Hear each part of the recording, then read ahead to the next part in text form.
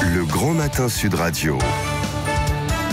L'édito politique. Et c'est l'édito politique de Thierry Guerrier. Bonjour Thierry. Bonjour Cécile, bonjour Patrick, bonjour à tous. Vous revenez sur l'enjeu que représentent les élections européennes, on l'a évoqué tout à l'heure avec Véronique Jacquier, pour Emmanuel Macron, et puis l'opportunité politique qu'elle pourrait offrir paradoxalement donc au président. Oui, d'abord Patrick, clairement, Emmanuel Macron joue gros avec ce scrutin européen. Soit il réussit l'exploit de hisser la liste intitulée Renaissance, la bien nommée, celle d'En Marche, son parti, en tête du scrutin du 26 mai, devant le RN de Bardella et Le Pen. Et là, compte tenu de son impopularité et de ses faiblesses politiques actuelles, tout le monde saluera la performance du chef de l'État. Il aura les mains libres pour reprendre le cours de ses réformes. Les derniers jusqu'au boutiste des Gilets jaunes, en particulier, en ressortiront affaiblis. Première hypothèse. Soit au contraire, comme le montrent les derniers sondages, le président n'arrive pas à convaincre les électeurs de se remobiliser suffisamment nombreux pour ce qui est vraiment sa liste, son objet politique, celui qu'il a imaginé, enfanté, Renaissance.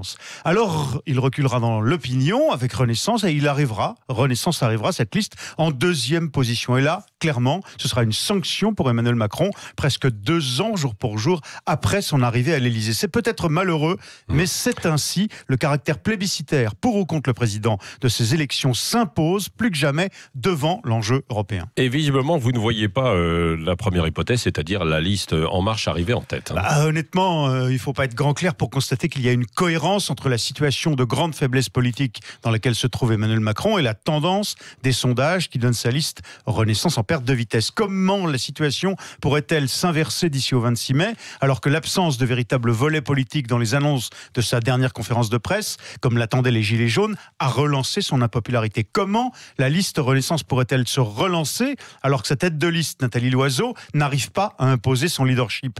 Autre problème de casting dans le dispositif présidentiel, comment Emmanuel Macron pourrait-il ne pas être touché par le problème Castaner qui est devenu un boulet pour lui? Bref, dans ce contexte, je ne vois pas bien ce qui pourrait redonner du souffle à la liste En Marche, même pas l'implication personnelle du président, alors qu'on dit évidemment qu'il devrait s'impliquer dans la campagne très bientôt. Échec annoncé, pourtant vous y voyez une opportunité pour repartir, pour rebondir. Comment se fait-il? Rien n'est joué, mais c'est vrai que c'est mal parti pour En Marche. D'accord. Eh bien, pour autant, je crois que si le président a enfin saisi l'esprit des institutions de la Ve République, et s'il perd le 26 mai, alors ce peut être paradoxalement pour lui une formidable occasion de renverser la table, de remanier son gouvernement, au moins, de se débarrasser des boulets, de promouvoir les bons de son équipe, les Blanquer, les Attal, les Buzyn. Une occasion même de dire symboliquement aux Français « j'ai compris, je vous ai compris », en dissolvant par exemple l'Assemblée nationale, et du coup une occasion de relancer son mandat et d'ouvrir la deuxième phase du quinquennat.